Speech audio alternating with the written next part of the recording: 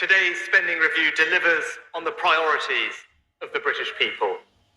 Our health emergency is not yet over, and our economic emergency has only just begun. So our immediate priority is to protect people's lives and livelihoods. But today's spending review also delivers stronger public services, paying for new hospitals, better schools, and safer streets. And it delivers a once-in-a-generation investment in infrastructure, creating jobs, growing the economy, increasing pride in the places we call home. Mr. Speaker, our immediate priority is to protect people's lives and livelihoods. So let me begin by updating the House on our response to coronavirus. We're prioritizing jobs, businesses, and public services. The furlough scheme, support for the self-employed, loans, grants, tax cuts and deferrals, as well as extra funding for schools, councils, the NHS, charities, culture and sport. Today's figures confirm that taken together, we are providing £280 billion to get our country through coronavirus. Next year, to fund our programs on testing, PPE, vaccines, we are allocating an initial £18 billion. To protect the public services most affected by coronavirus, we are also providing £3 billion to support NHS recovery, allowing them to carry out up to 1 million checks, scans and operations. Over £2 billion to keep our transport arteries open, subsidising our rail networks. Over £3 billion to local councils, and an extra £250 million to help end rough sleeping. And while much of our coronavirus response is UK-wide, the government is also providing £2.6 billion to support the devolved administrations in Scotland, Wales, and Northern Ireland. Taken together, next year, public services funding to tackle coronavirus will total £55 billion. Mr. Speaker, let me turn to the OBR's economic forecasts. And can I thank the new chair, Richard Hughes, and his whole team for their work. The OBR forecasts the economy will contract this year by 11.3%, the largest fall in output for more than 300 years. As the restrictions are eased, they expect the economy to start recovering, growing by 5.5% next year, 6.6% in 2022, then 2.3%, 1.7%, and 1.8% in the following years. Even with growth returning, our economic output is not expected to return to pre-crisis levels until the fourth quarter of 2022. And the economic damage is likely to be lasting.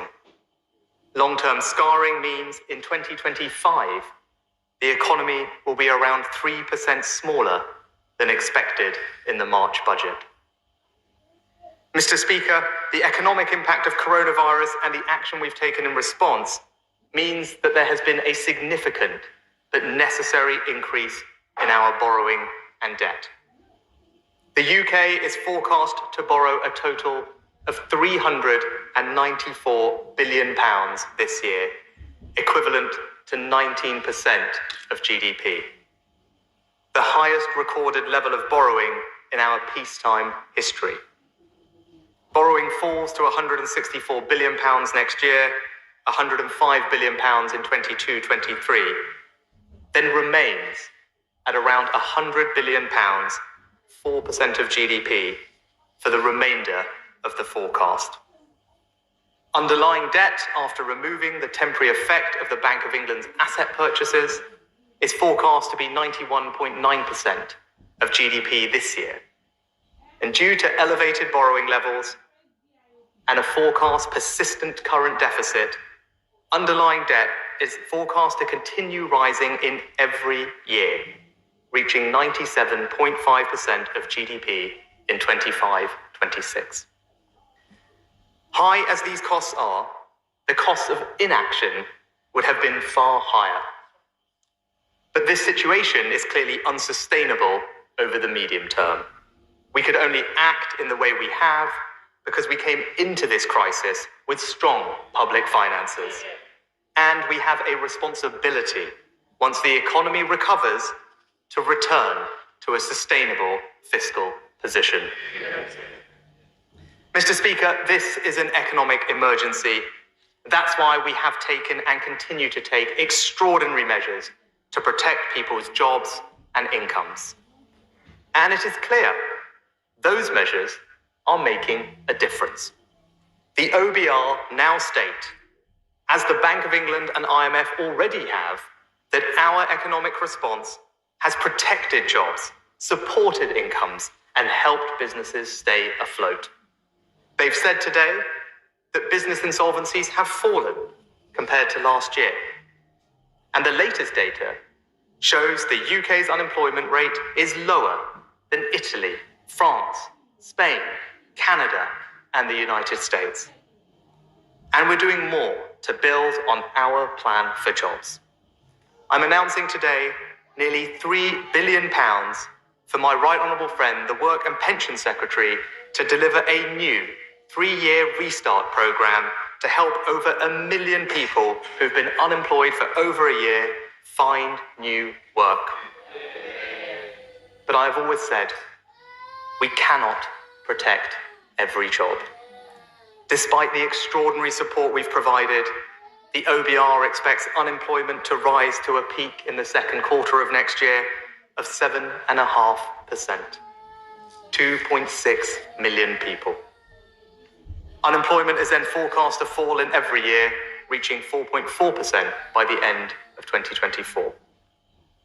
Mr. Speaker, today's statistics remind us of something else. Coronavirus has deepened the disparity between public and private sector wages. In the 6 months to September, private sector wages fell by nearly 1% compared to last year. Over the same period, public sector wages rose by nearly 4%. And unlike workers in the private sector who have lost jobs, been furloughed, seen wages cut and hours reduced, the public sector has not. In such a difficult context for the private sector, especially for those people working in sectors like retail, hospitality, and leisure, I cannot justify a significant across-the-board pay increase for all public sector workers. Instead, we are targeting our resources at those who need it most. To protect public sector jobs at this time of crisis and ensure fairness between the public and private sectors, I'm taking 3 steps today. First, taking account of the pay review body's advice, we will provide a pay rise to over 1 million nurses, doctors, and others working in the NHS. Second, to protect jobs, pay rises in the rest of the public sector will be paused next year.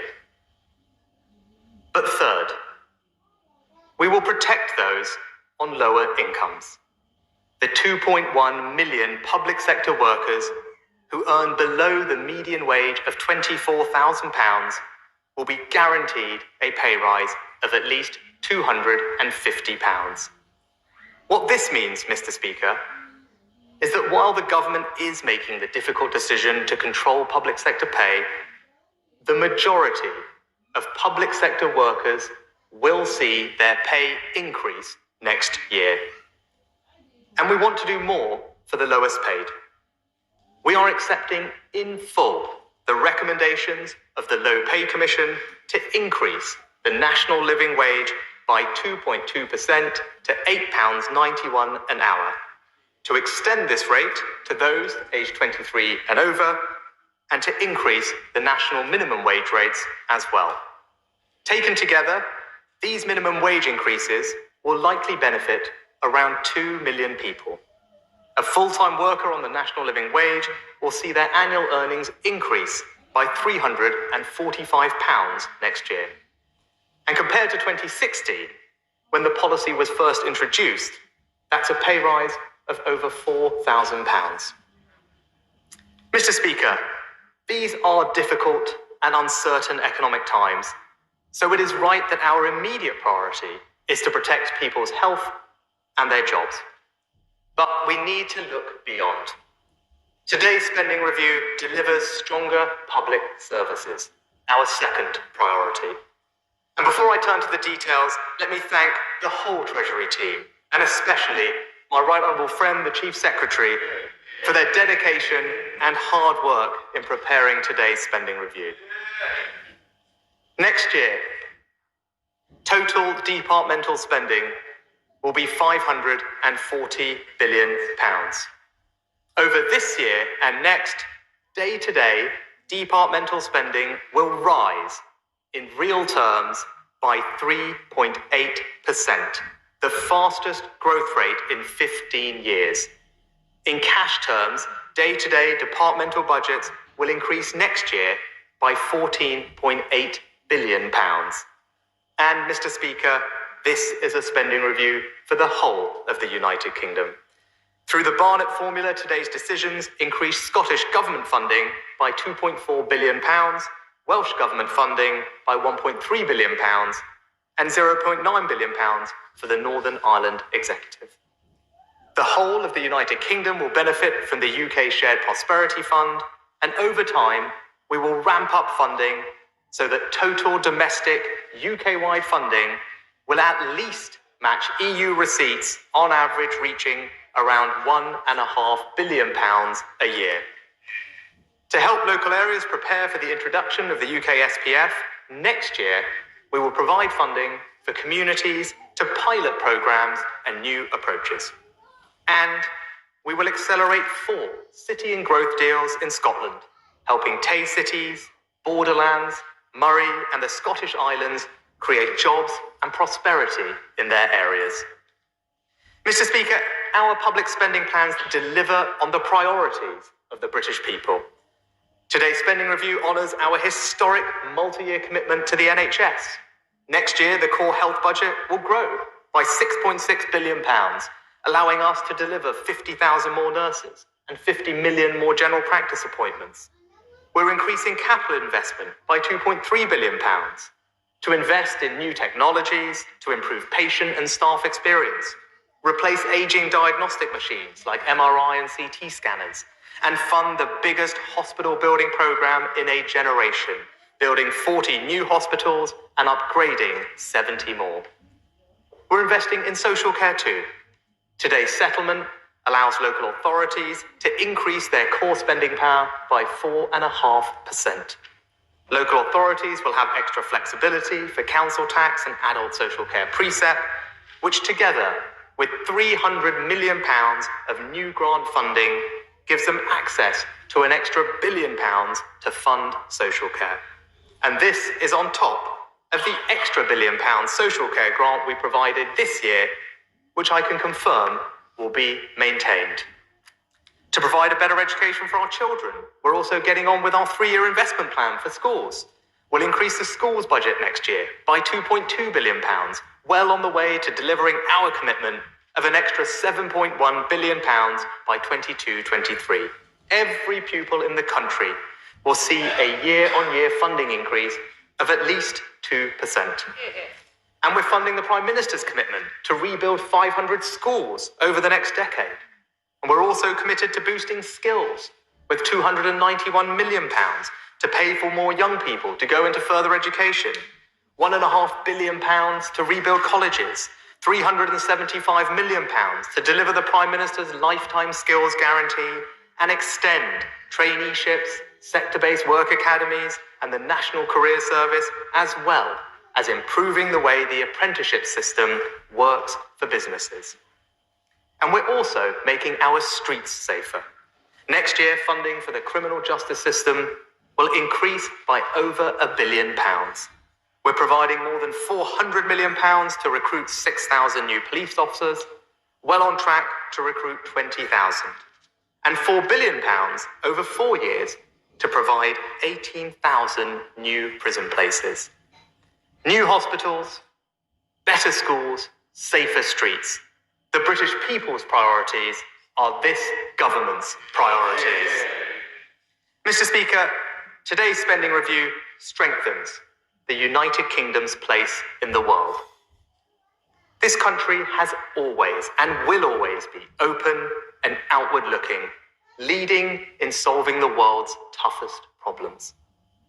But during a domestic fiscal emergency, when we need to prioritize our limited resources on public services, sticking rigidly to spending 0.7% of our national income on overseas aid is difficult to justify to the British people, especially when we're seeing the highest peacetime levels of borrowing on record. I have listened with great respect to those who have argued passionately to retain this target. But at a time of unprecedented crisis, government must make tough choices. I want to reassure the House that we will continue to protect the world's poorest, spending the equivalent of 0.5% of our national income on overseas aid in 2021, allocating £10 billion at this spending review. And our intention is to return to 0.7% when the fiscal situation allows. Based on the latest OECD data, the UK would remain the second highest aid donor in the G7, higher than France, Italy, Japan, Canada, and the United States. And 0.5% is also considerably more than the 29 countries on the OECD's Development Assistance Committee, who average just 0.38%. And overseas aid is, of course, only one of the ways we play our role in the world.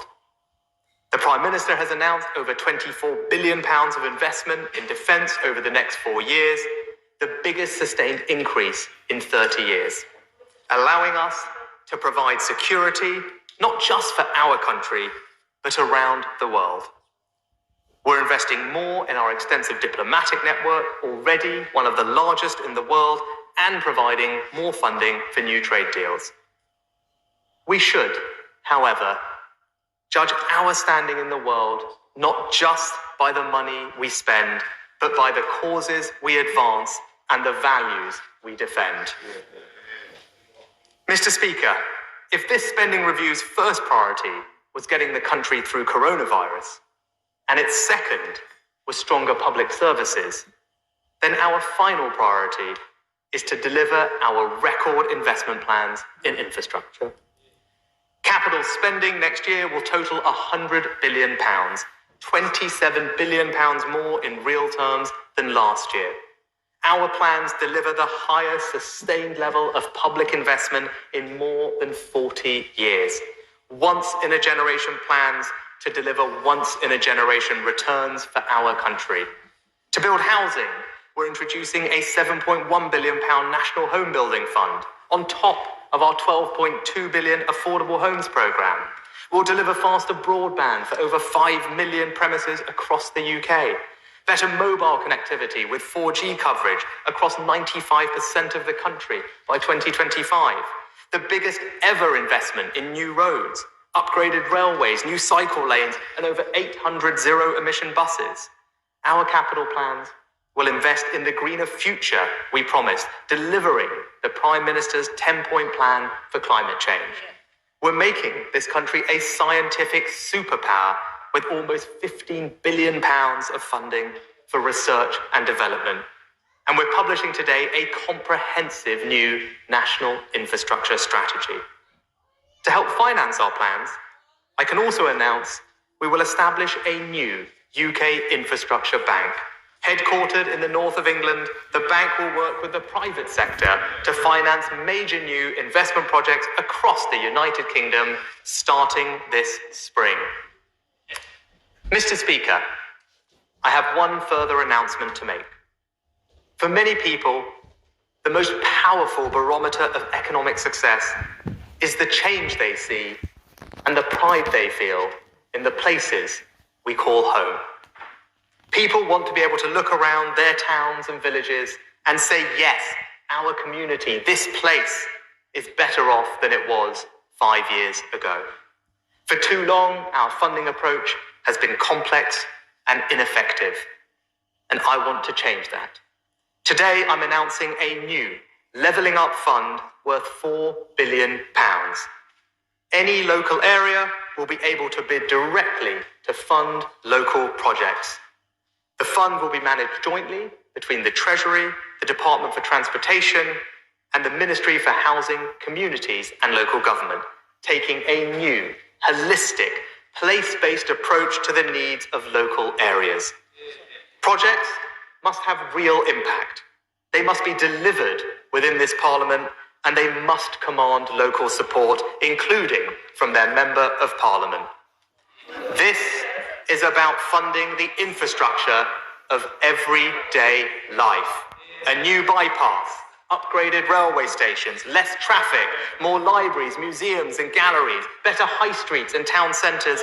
This government is funding the things people want and places need.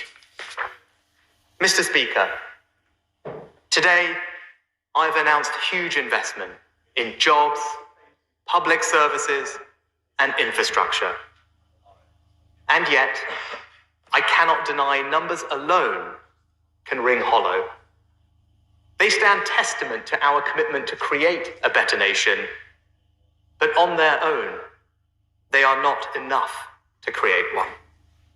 When asked what our vision for the future of this country is, we cannot point to a shopping list of announcements and feel the job is done. So as we invest billions in research and development, we're also introducing a new immigration system, ensuring the best and brightest from around the world come here to learn, innovate, and create. As we invest billions in the building of new homes, we're also simplifying our planning system to ensure beautiful homes are built where they are needed most. As we invest billions in the security of this country, we're also defending free speech and democratic rule, proving our values are more than just words. And as we invest billions in public services, we're also protecting the wages of those on the lowest incomes and supporting jobs, because good work remains the most rewarding and sustainable path to prosperity. The spending review announced today sets us on a path to deal with the material matters of government, and it is a clear statement of our priorities. But encouraging the individual and community brilliance on which a thriving society depends remains, as ever, a work unfinished. We in government can set the direction. Better schools, more homes, stronger defence, safer streets, green energy, technological development, improved rail, enhanced roads, all investments that will create jobs and give every person in this country the chance to meet their potential. But it is the individual, the family, and the community that must become stronger, healthier, and happier as a result. This is the true measure of our success. The spending announced today is secondary to the courage, wisdom, kindness, and creativity it unleashes. These are the incalculable but essential parts of our future, and they cannot be mandated or distributed by government. These things must come from each of us and be shared freely, because the future, this better country, is a common endeavour. Today, government has funded the priorities of the British people, and now the job of delivering them begins. Mr. Speaker, I commend this statement to the House. Yes.